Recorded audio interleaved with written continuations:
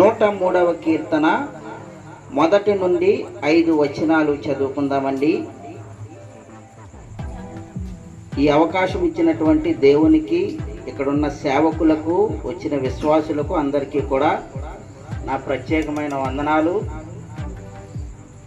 103వ కీర్తన 1 నుండి 5 వచనాలు చదువుతున్నాను.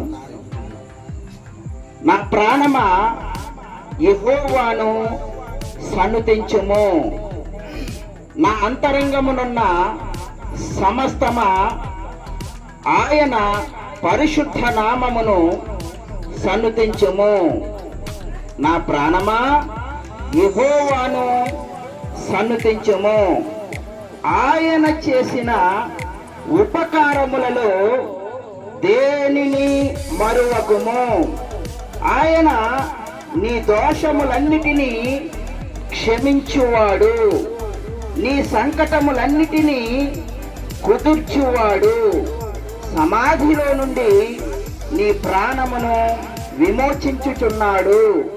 కరుణా కటాక్షములను నీకు కిరీటముగా ఉంచుచున్నాడు.